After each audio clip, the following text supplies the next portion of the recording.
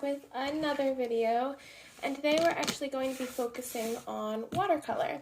So you're going to need three things for this. You're going to need a crayon, preferably white. I actually don't own any white crayons, but you can also use any lighter color or any darker color really. You just need a crayon, a wax crayon. I'm pretty sure all of them are, but that's just specification. Either 3 watercolor paints or just 1 watercolor paint that you're going to use multiple times. You're going to need salt. You can use kosher salt if you want like bigger particles. Ask your parents what that means. And then we're going to need, finally, tissue paper. And then the normal supplies, paintbrushes, water, paper towel for cleaning it off, watercolor paper, because like I said, we're working with watercolor, or you can use multimedia or canvas, although this would probably be best on watercolor paper because we're actually experimenting with the different textures you can create with watercolor. So this is going to be less of a historical video and more of a experiment. We're going to unlock our inner scientist today. So I'm going to be right back with the angle on the paper. Okay, so like usual, let me grab my paintbrushes. We're going to start with just whatever you'll probably want to use a bigger brush for this. I'm sorry, I have all of my paintbrushes out today instead of just a few guys. I'm going to use probably this one just because it's a little bigger. So it's wet already. And I think I'm probably going to use the same color for this. Just because I want to focus more on the experimentation so you can see how everything reacts with the same color. Let's pick a little pink color. Oh, nope, I lied. I cannot use pink because my crayon's pink. Well, let's, blue complements pink really well. Let's use this one. I'm going to mix in a little bit of pink on accident, so this color might be a little lighter than the rest of them. So I'm just going to start with a bluish green color, and then I'm going to create a square, although you can do this with a circle. My color is a little less watery than I'd like. The first one has to be a little bit more watery. All of them are going to have to be a little bit more watery than usual, so they'll be less opaque, which means like one solid color that you can't really see through. They're going to be a little bit more see-through today. And then now that I've got that done, I'm actually going to take my salt. I'm going to take just a little, I can actually pour it in my hand. Too much. Ask your parent to help you with this step, and then I'm just gonna like brush it over gently. I might go over we can find my brush again.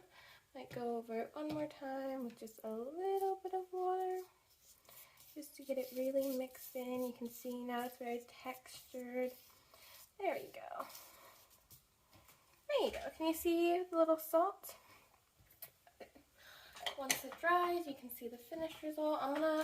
You might want to switch brushes or just wash your brush off after this. Now we're going to take a break from the paint for a second actually. I'm going to take my crayon. Oops, sorry, a little close to the camera, guys. Oop, let's get all the extra salt off my paper. And I'm going to do a smiley face. You guys can do a heart or really whatever you want. You just have to create something with the crayon. Little smiley face, 2 little eyes. Wow, it's been forever since I've drawn with a crayon. There we go. And you just want to make it really, really dark so that there's a lot of the color in one spot. There we go. We'll have a smiling face.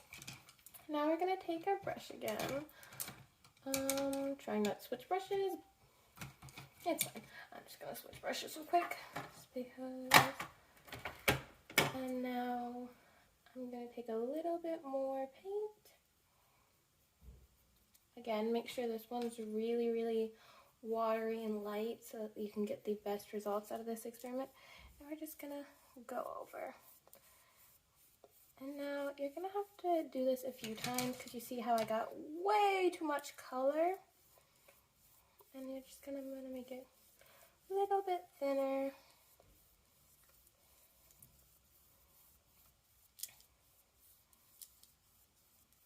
And you can see that this experiment actually has more immediate results than the other one, but I'm gonna wait till the end when they're all dry to talk about what's really happening. Okay, for the last experiment, we're gonna start with the paint again. So we're just gonna take a little bit of paint, and I'm gonna create a really beautiful, I actually love this green so much.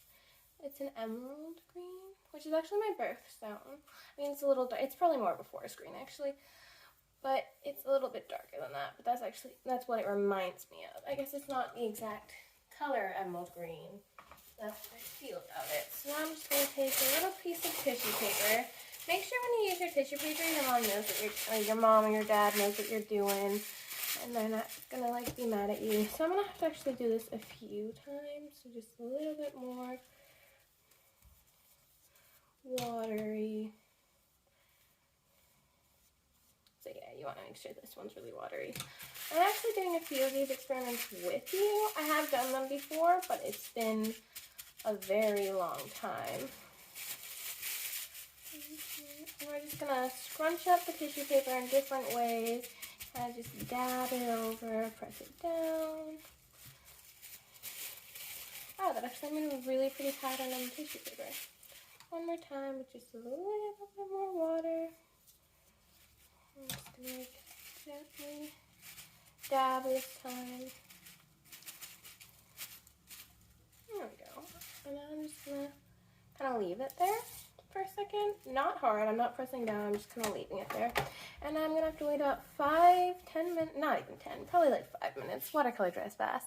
For this to dry. And then I'll come back and I'll show... Oh, I moved out of your frame. I'll come back and I'll show you guys the final results. Okay guys, I'm back.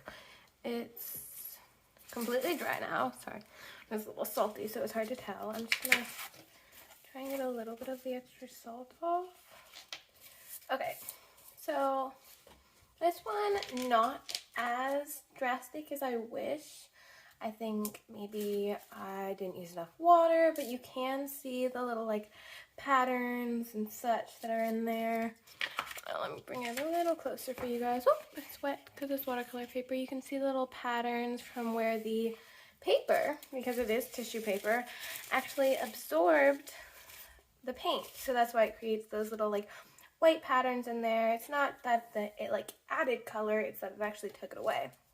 Now this one actually looks so cool in my opinion. You can see that the crayon shone through, especially as it was drying. And the reason it did this is because wax is actually hydrophobic, and that's a really big word, probably not something you need to know right this moment, but basically it means it doesn't like water. So because watercolor paint is mostly water, it pushed the water off of it. Like, have you ever seen how beads of water bounce off certain things, especially like oil, how they don't combine? That's basically how wax and water work, which is why the crayons work. Now finally, the salt. I think this one's pretty cool too. I'm going to bring it a little bit closer so you guys can see that where all the salt is concentrated, like here and here and here and here, the color is actually deeper and all of that because salt actually absorbs water. So it like drew the water out of the paint, and it's like created these little concentrated spots, or like spots that maybe have less paint. That's just a really fun experiment to do. Okay. So now that we get to see all the different effects we can do with watercolor, you can do cooler things. Like you could have created a cooler pattern that went like this, and then you could have this really bright pink color that shines through, and all you have to do is like create it with a crayon and then go over it with watercolor. And yeah, it creates all types of things. And then you can use the salt to create maybe, because you can always wipe the salt off afterwards like this. You can use the salt to create like, in my opinion, this kind of looks like trees. Like the parts that are darker kind of looks like a bush. This is how I would actually paint my bushes if I were to paint. And then this can be, ooh, with blue, this would look amazing as a lake. So that's just like a few of the things you can do with watercolor. I also didn't have any examples before this because, like I said, it's an experiment. So I want to do it with you guys and see like how it turns out. Anyways, that's all for today's video. I hope you had so much fun because I did. Bye, guys.